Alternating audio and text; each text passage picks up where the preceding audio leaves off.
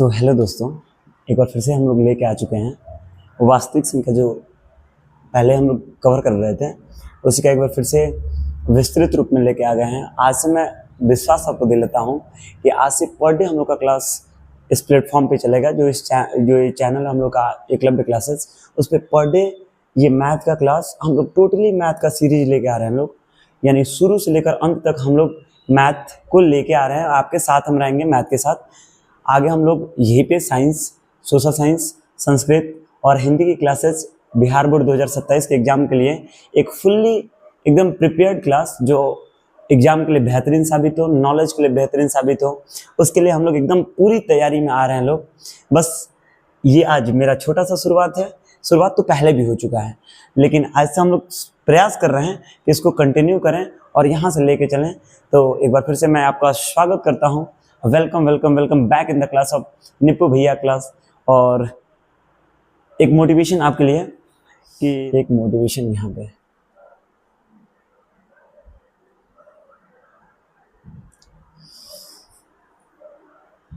तो आज के लिए ये मोटिवेशन है कि आज से मेहनत शुरू है, कल पहचान बनानी है, डर को पीछे छोड़कर टॉपर की कुर्सी पानी है।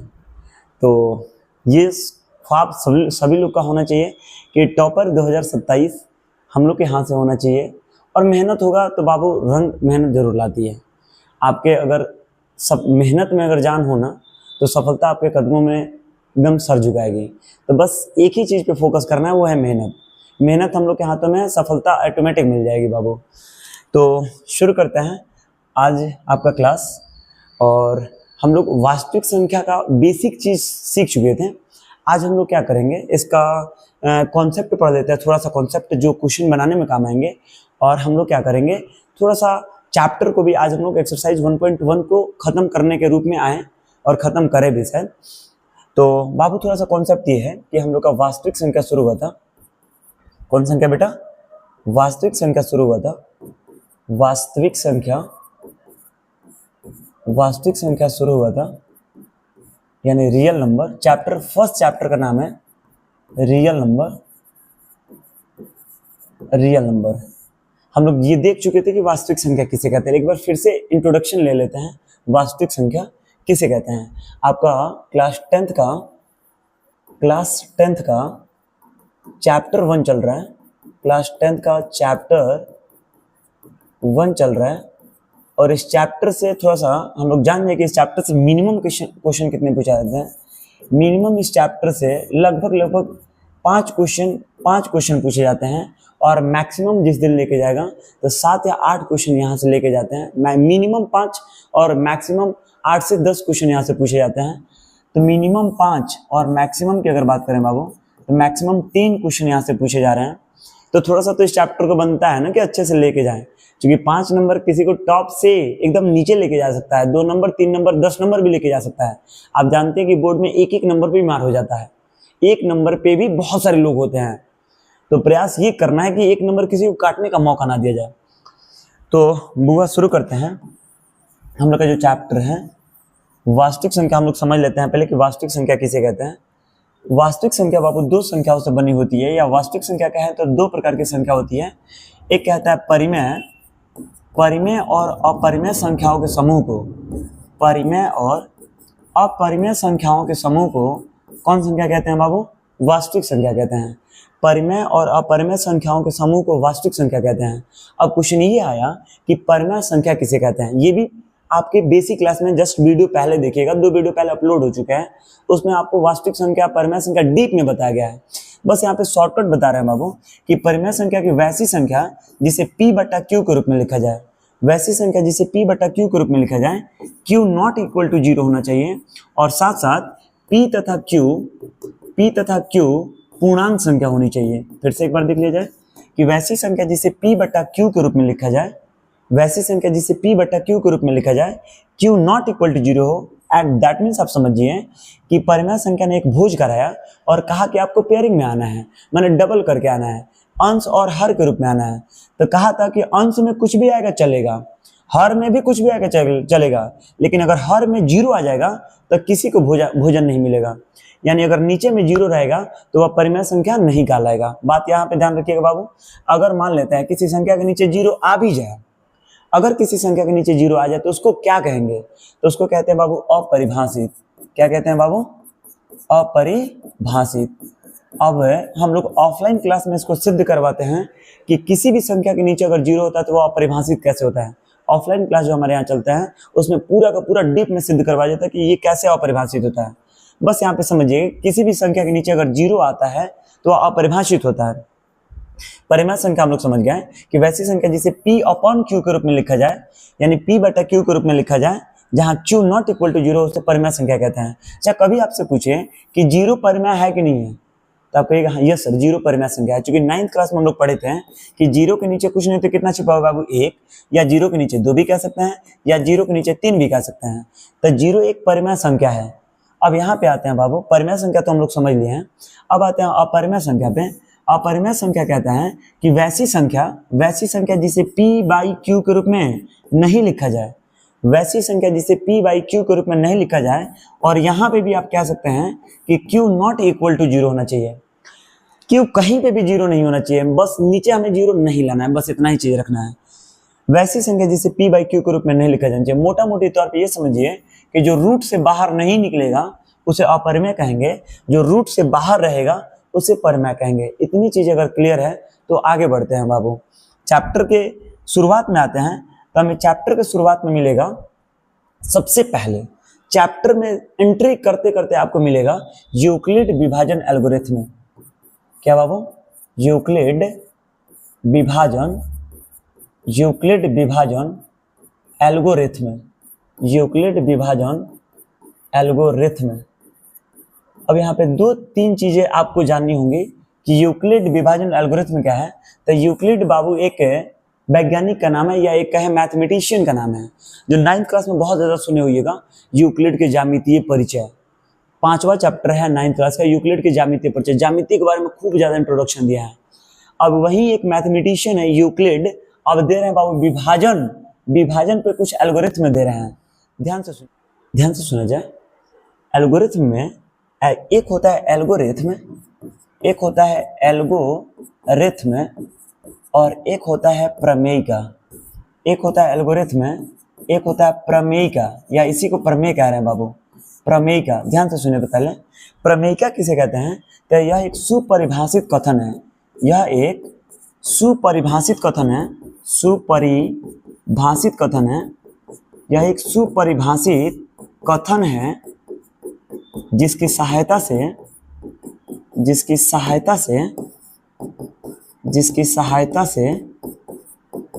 अन्य कथन को सिद्ध किया जाता है। फिर से एक बार समझ लेते हैं बाबू।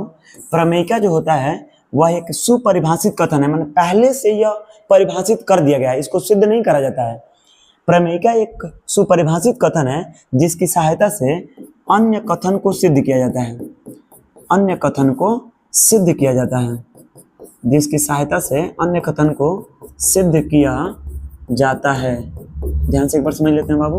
प्रमेयिका का मतलब होता है कि यह एक सुपरिभाषित कथन है जिसके सहायता से आप अन्य किसी भी कथन को सिद्ध कर सकते हैं। जैसे 9th में कितना सारा प्रमेय था, तो एक प्रमेयिका पर हम लोग पूरे के पूरे प्रमेय को पढ़ रहे थे। अब थोड़ा सा देखें हम लोग एल्गोरिथम। एल्गोरिथम में क्या होता है कि यह एक चरण होता है, यह एक चरण होता है, यह एक चरण होता है। चरण का मतलब होता है एक प्रोसेस होता है, स्टेप्स होता है। चरण का मतलब होता है स्टेप बाय स्टेप। यह एक चरण होता है जो एक विशेष प्रकार की समस्या को हल करने में यूज होता है। फिर से एक बार ध्यान से सुनिए तो, एल्गोरिथम में एक चरण होता है, एक स्टेप्स होता है जो एक विशेष प्रकार की समस्या को, जो एक विशेष प्रकार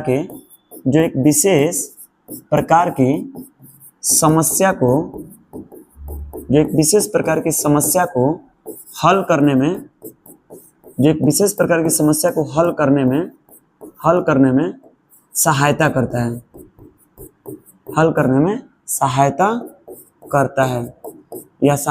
है या उपयोग किया जाता है। फिर से एक बार समझ लेते हैं बाबू। प्रमेयिका क्या होता है? प्रमेयिका एक कथन है जिसकी सहायता से अन्य कथन को सिद्ध करते हैं। बस मोटा मोटी तौर पे समझिए कि प्रमेयिका एक कथन होता है जिसकी सहायता से अन्य कथन को सिद्ध करते हैं। और ये एक चरण है, स्टेप है, जिसकी मदद से हम कोई एक स्पेशल प्रॉब्लम को सॉल्व करते हैं। ये हर एक एल्गोरिथम अलग अलग होता है। प्रमेयिका क्या होता है कि एक होता है जो सब पे लागू होता रहता है और लागू होता रहता है, अगर एक होगा तो वो सब पे लागू होगा। लेकिन एल्गोरिथम क्या होगा, एक स्पेशल होगा जो एक के ऊपर लागू होगा। हर सब जगह लागू हो सकता है, लेकिन ये अगर एक है तो एक के वो क्वेश्चन को बनाने में सॉल्व होगा। बस यही समझिए मोटा मोटी तौर पे। यानी हम लोग एल्गोरिथम का मतलब समझ गए कि यह एक चरण होगा, स्टेप होगा, जो एक विशेष प्रकार की प्रॉब्लम को सॉल्व करने में काम करेगा। और अब यूक्लिड विभाजन क्या है, तो अगले हम लोग चरण में देखें यूक्लिड विभाजन एल्गोरिथम। यूक्लिड विभाजन एल्गोरिथम। यूक्लिड विभाजन एल्गोरिथम क्या होता है? Euclid UCLIDS Euclid division algorithm. ध्यान से एक बार सुनिए तो बाबू, यूक्लिड डिवीजन एल्गोरिथम समझने से पहले थोड़ा सा आप कुछ कॉन्सेप्ट समझ लीजिएगा। कॉन्सेप्ट था कि जैसे हम लोग कहीं भाग करते थे शुरुआत क्लास में, छोटे छोटे बच्चे क्लास में अगर हम भाग करते थे, अगर 2 में हम 7 से भाग करते थे तो कैसे लिखते थे, याद करिए तो 2 से कितना बार में जाता था? 3 बार में। तो 2 3 कितना होता था? 6, और 7 में से 6 हो जाएगा, 1 बचता था। ध्यान से एक बार सुनिए, अगर मैं ऐसे कहूँ कि अगर मैं 14 में चाहे 2 में मैं 2 से अगर मैं डिवाइड करूँ 7 और 8 में अगर मैं डिवाइड करूँ तो 2 3 जा 6 से 1 बचा। अब 1 से ऊपर उतर गया कितना बाबू? 18। 2 9 कितना हो जाएगा? 18। ध्यान से एक बार सुनिए तो बाबू, ये कट गया पूरे। हमने क्या करा था, जब हमने भाग लगाया था तो इस बीच वाले को हमने बोला था भाज्य। याद करिए बाबू, इस बीच वाले को हमने बोला था भाग्य, डिविडेंट भाज्य। इसको बोला था हमने भाजक। क्या बोला था बाबू? भाजक, डिवाइजर, इंग्लिश में इसको डिवाइजर कहते हैं। इसको हमने बोला था भागफल, और नीचे वाले को हमने बोला था शेष या शेषफल बोला था। ये पहले की क्लास था जो छोटे छोटे बच्चे क्लास में पढ़ते थे। यहाँ से खूबसूरत सा कॉन्सेप्ट उठता है, यही कॉन्सेप्ट सेम टू सेम हमें जाता है। ध्यान से सुनिए तो, कॉन्सेप्ट क्या था? अच्छा, भाग लगाना कब छोड़ेंगे, भाग लगाना कब बंद कर देते हैं?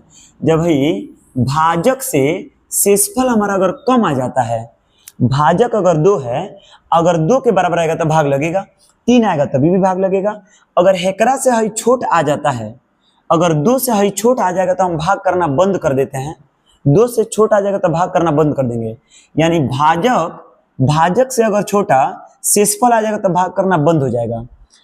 यहाँ पे देखिए तो, अगर 2 से 78 में भाग दिया है तो मेरा शेषफल कितना आया था पहले? यहाँ पे 18। अब 18 2 से बड़ा है, फिर एक बार और हम ट्राई करें, एक बार और जोड़ दिए तो ये 2 9 18 कट गया, 0 आ गया। और 0 आप जानते हैं कि 2 से कम होता है। तो भाग देना कब बंद करेंगे? जब हमारा जो शेषफल कम आएगा, किससे बाबू? भाजक से। सेम टू सेम बच्चों वाला कॉन्सेप्ट है यूक्लिड विभाजन एल्गोरिथम। बहुत ही आसान होता है, इसको लोग भारी भारी करके समझाते हैं, यार बहुत ही आसान होता है, कथन मत रटो, बस ये कॉन्सेप्ट रट लो जो शुरुआत क्लास में था। शुरुआत क्लास में भाग का एक नियम था, याद करिए थोड़ा सा। भाग का एक नियम था, और वो नियम क्या था? नियम था बाबू, भाग हम चेक कैसे करते थे? याद करिए, छोटे छोटे बच्चों क्लास में हम भाग कैसे चेक करते थे?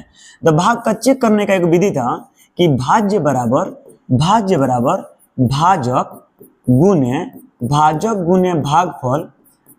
गुने भागफल अब प्लस में शेषफल। याद आ रहा है क्या? तो हाँ सर, ये तो कहीं ना कहीं तो पढ़े थे, कहीं ना कहीं बच्चों क्लास में पढ़े थे, शायद तीसरा या चौथा क्लास में मिला होगा, दूसरा या तीसरा या चौथा क्लास में मिला होगा, आई होप मिला होगा। भाज्य बराबर होता है भाजक गुने भागफल प्लस शेषफल। ये शुरुआत क्लास में था, यानी भाज्य बराबर भाजक गुने भागफल प्लस शेषफल।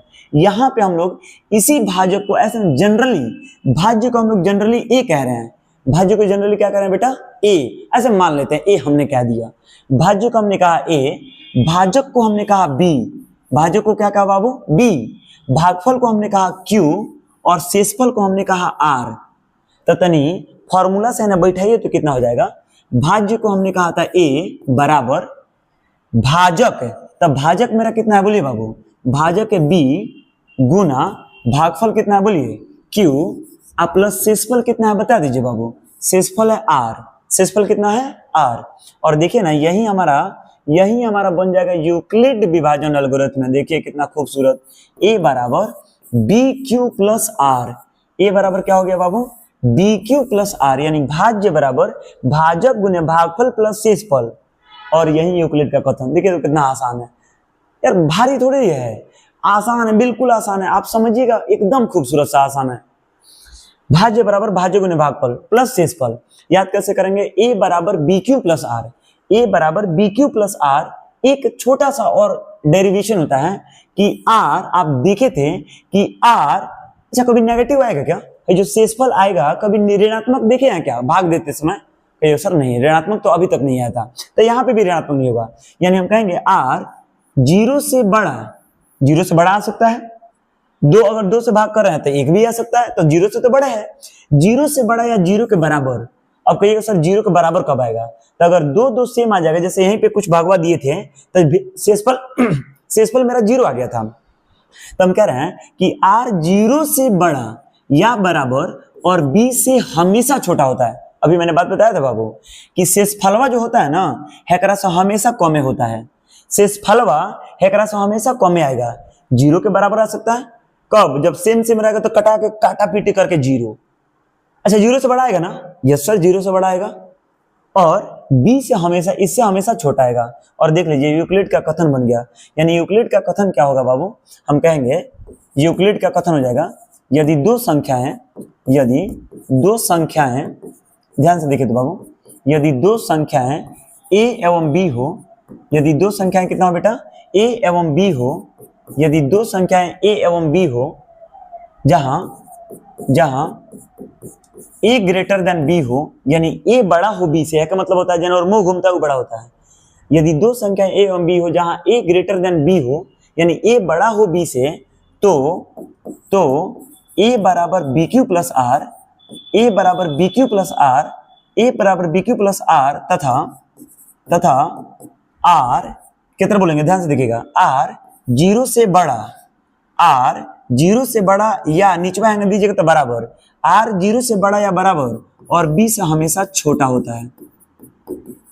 यदि दो संख्याएं A और B हो और दो धनात्मक संख्या कह दीजिएगा बाबू, यदि दो धनात्मक संख्याएं A एवं B हो जहां A बड़ा हो B से, तो A बराबर BQ प्लस R, जहां R जीरो से बड़ा या बराबर और B से हमेशा छोटा होता है। ये हुआ हमारा यूक्लिड विभाजन एल्गोरिथम का कथन। अब थोड़ा जाने कि इसका हम लोग यूज कहाँ करेंगे, यूक्लिड का यूज कहाँ करेंगे। तो बुआ एक यूज आप जानिए बाबू कि इसका यूज हम लोग दो या दो से संख्याओं का HCF निकालने में करते हैं। क्या निकालने में करते हैं बाबू, दो या दो से अधिक संख्याओं का HCF निकालने में करते हैं। HCF निकालने में करते हैं। किसका यूज बाबू, HCF निकालने में किया जाता है। किसका यूज, दो या दो से अधिक संख्याओं का HCF निकालने में किया जाता है। किसका यूज बाबू, यूक्लिड विभाजन एल्गोरिथम का। यूक्लिड विभाजन एल्गोरिथम का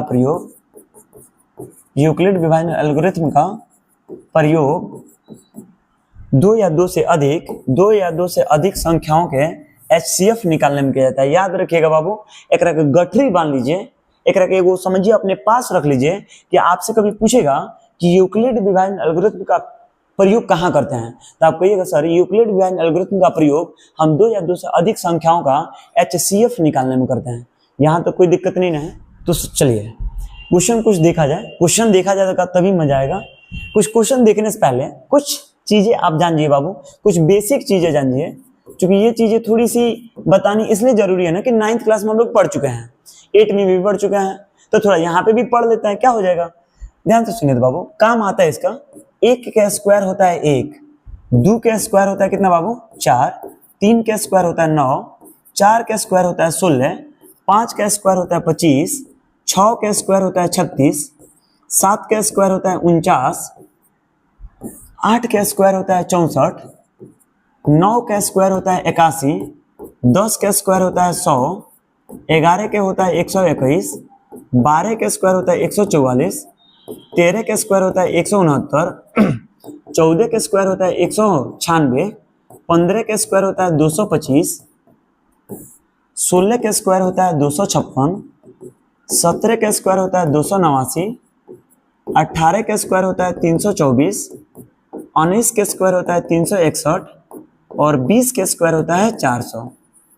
ध्यान से देखिए तो बाबू, 1 के स्क्वायर 1 है ना से जाइएगा तो 1 के वर्ग 1, 2 के वर्ग 4, अब उन्हें से आइए तो कहेंगे 4 के वर्गमूल 2, 9 के वर्गमूल 3, 4 के 16, 5 के 25, 6 के 36, 7 के 49, 8 के 64, 9 के 81, 10 के 100, 11 के 121, 12 के 144, 13 के 169, 14 के 196, 15 के 225, 16 के 256, 17 के 289, 18 के 324, 19 के 361, 20 के 400। ये स्क्वायर आपको याद होना चाहिए क्योंकि इसका बहुत ज्यादा काम है बाबू, बहुत ज्यादा काम है। 8 क्लास का कॉन्सेप्ट है, लेकिन यहाँ पे कुछ बता दिए हैं कि कुछ याद रह जाएगा। कुछ और भी चीजें जानिए बाबू, कुछ और भी चीजें क्या है, फॉर्मूला है a प्लस बी के होल स्क्वायर होता है बाबू a square plus 2ab plus B square. फिर से एक बार, a प्लस बी के होल स्क्वायर होता है a square plus 2ab plus B square. a minus B के होल स्क्वायर होता है a square minus 2ab plus B square. A square minus 2ab plus B square. A plus B into A minus B का formula होता है a square minus b square. A plus B के whole cube होता है a cube plus b cube plus 3a square b plus 3ab square. या a plus B के whole cube है, एगो हो जाएगा ए माइनस बी के होल क्यूब होता है a cube minus b cube minus 3a square b plus 3ab square. अगर मान लेते हैं कि इतना तेज लिखा जा रहा है, थोड़ा सा कुछ गलती हो जाएगा तो ये नहीं कि हाँ सर गलती लिख दिया, सर गलती लिख दिया, ऐसे पीछे मत पड़ जाएगा। आप बता सकते हैं, हम उस गलती को मंजूर करेंगे। होता है, सबसे गलती होता है, हम भी कोनो एकदम महान थोड़ी है, हम लोग से भी गलती होता है भाई। अगर उतने बड़े भगवान से भी अगर गलती कुछ मैटर में हो सकता है तो हम लोग तो बहुत छोटे हैं, तो गलती होना लाजमी है। अगर गलती होगा तो आप एकदम बताइएगा, उसको हम लोग सुधार करेंगे लोग। आइए, इतने फॉर्मूले कम से कम आपको याद होना चाहिए, ये लिखना पड़ेगा आपको। कहीं लिख लीजिएगा इसको, अपने कॉन्सेप्ट में जिस तरह पढ़ रहे हैं लोग उसी वे में लिखते आइएगा। बाबू एक बात और हम लोग को बताना जरूरी है कि HCF का मतलब क्या होता है। HCF का फुल फॉर्म होता है highest common factor. Highest common factor Hindi में इसको बोलते हैं बाबू महत्तम समाप वर्त्य। महत्तम समाप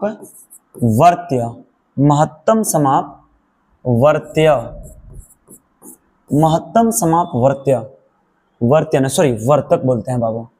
महत्तम समाप वर्तक बोलते हैं, महत्तम समाप वर्तक। ओकरा को बोलते हैं, एलसीएम को बोलते हैं लघुत्तम समाप वर्त्य, इसको बोलते हैं महत्तम समाप वर्तक। शॉर्टकट में इसको कहते हैं बाबू मौस। शॉर्टकट में क्या कहते हैं बेटा, मौस कहते हैं। अब ध्यान से सुनिए, पहले इसका मतलब समझ जाते हैं। हाईएस्ट कॉमन फैक्टर का मतलब होता है कि जितनी भी संख्या हो उन संख्याओं को कटाने वाला सबसे बड़ी संख्या। ऐसे समझिएगा कि अगर 10 गो मुर्गी है तो 10 गो मुर्गी को काटने वाला एक सबसे बड़ा चाकू मौसा कहलाता है। और लौसा क्या कहलाएगा, तो कुछ बातें जानिए बाबू। कुछ बातें जब मौका मिला है तो जानने में क्या जाता है, मौके पर तो चौका मारा जाता है। एलसीएम का फुल फॉर्म होता है लोवेस्ट कॉमन मल्टीपल। हिंदी इसका हो जाएगा लघुत्तम समापवर्त्य। ध्यान से सुनिएगा, शॉर्टकट में इसको बोलते हैं लौसा। शॉर्टकट में क्या बोलते हैं बेटा, लौसा बोलते हैं या लासा बोलते हैं। LCM lowest common multiple, HCF highest common factor. अगर मान लेते हैं हमने कहा 8, ध्यान से सुनिएगा, 8, 16 और 20 हमने कह दिया, इसको HCF निकालना है और 8, 16 और 20 का LCM निकालना है। देखिए HCF का मतलब ये होगा कि कौन ऐसी बड़ा चाकू है, कौन ऐसा बड़ा चाकू है, मौसा का मतलब हम बता रहे हैं बाबू, कौन ऐसा बड़ा चाकू है जो इन तीनों मुर्गियों को काट देगा। फिर से, कौन ऐसा बड़ा चाकू है जो इन तीनों मुर्गियों को काट देगा। एलसीएम का मतलब होगा कौन ऐसी बड़ी मुर्गी है, कौन ऐसी बड़ी मुर्गी है जो इन तीनों चाकुओं से कट जाएगी। यानी एलसीएम दी गई संख्या से बड़ी हो सकती है या बड़ी वाली हो सकती है। एलसीएम दी गई संख्याओं में से नहीं तो छोटी वाली होगी और नहीं तो इससे छोटी वाली होगी। माने एचसीएफ, मौसा का मतलब समझिए काटने वाला, मौसा का मतलब समझिए काटने वाला, और लौसा का मतलब समझिए कटाने वाला। माने बड़ा होगा, एम से सभी संख्याओं में से बड़ा होगा, आ हेकरा में से सभी संख्या में से छोटा होगा, नहीं तो और ही छोटा होगा। ध्यान से आप पहले समझिए, इन 8, 16 और 20 को हम पूछ रहे हैं कि कौन ऐसी संख्या होगी जो इन तीनों को कटा दे। क्या क्या बोल रहे हैं, कौन ऐसी संख्या जो इन तीनों को कटा दे। तो कहिएगा सर 8 तो नहीं कटाएगा, 8 से पहले चेक करते हैं, 8 तो सर नहीं कटाएगा। सर लग रहा है कि 4 तीनों को कटा देगा। तो ये मत, मछली मत पकड़िए, अंडा लाठी मत मारिए। जानते हैं क्या करिए, सिंपल सा फैक्ट है, 8 को चेक कर लीजिए 8 किससे किससे कटता है। फिर से हम क्या बोल रहे हैं बाबू, 8 को चेक करिए 8 किससे किससे कटता है। तो कहिएगा सर 8 पहले तो 8 से कटता है, ओकरा बाद 4 से कटता है, ओकरा बाद 2 से कटता है, 2 के बाद किससे कटता है बाबू, 1 से। पहले मैं बड़ा से चेक करिएगा, बड़ा से क्या 8 से तीनों कट जाएगा क्या। तो कहिएगा सर 8 से 8 कट जाएगा, 16 कट जाएगा, लेकिन 20 नहीं कटेगा। टेंशन नको माय डियर, आगे बढ़िए। नहीं कटा। 4 से चेक करेंगे, 4 से 8 कट जाएगा, 16 कट जाएगा और 20 कट जाएगा। यानी बड़ा से देखना है बाबू, बड़ा से कटाना है। यानी मौसा इसका कितना हो जाएगा बेटा, मौसा इसका 4 हो जाएगा। लौसा हमने कहा था कि लौसा ऐसे चेक करना है ना कि सबसे कट जाए, काटे नहीं, सबसे कट जाए। तो क्या करेंगे, इसमें भी इसका ट्रिक क्या हो जाएगा, इसका ये मेथड क्या हो जाएगा। एमए पकड़ते थे छोटी संख्या को, एमए पकड़िएगा बड़ी संख्या को, और बड़ी संख्या का फैक्टर कर दीजिए, बड़ी संख्या का गुणनखंड कर दीजिए। तब 20 का हम गुणनखंड करेंगे बाबू, 20 का गुणनखंड करेंगे तो 2 दहाई 20 और 2 से 2 पचे 10। ये सबसे कम समय में बनाने वाला मेथड है बाबू। क्या करेंगे, 20 को हम कितना लिख सकते हैं बोलिए बाबू, 20 को हम लिखेंगे 2 गुना 5। अब ध्यान से सुनिएगा, अब प्रयास आपको करना है कि हमें जितना भी संख्या 20 तो लिख दिए हैं, अब जितना भी संख्या वो हमें आ जाए। अच्छा 8 हमें लाने के लिए इस संख्या में, हे संख्या में 8 लाने के लिए किससे गुना करना पड़ेगा बोलिए बाबू। तो 2 दूना 4 मेरा बना हुआ है, अरे कहीं पे भी बने, किसी तरह बने, कोई मतलब नहीं है, बनाना है, बस बनाना है। 2 दूना 4 मेरा बन चुका है, तो 4 में कितना गुना करना होगा, 2 का। 8 हम बना दिए, क्या बन रहा है क्या नहीं उससे हमें मतलब नहीं है। आप किसी तरह हेल मेल करके, हेर फेर करके जितना है उतना बनाइए, बस इतना ही याद रखिए।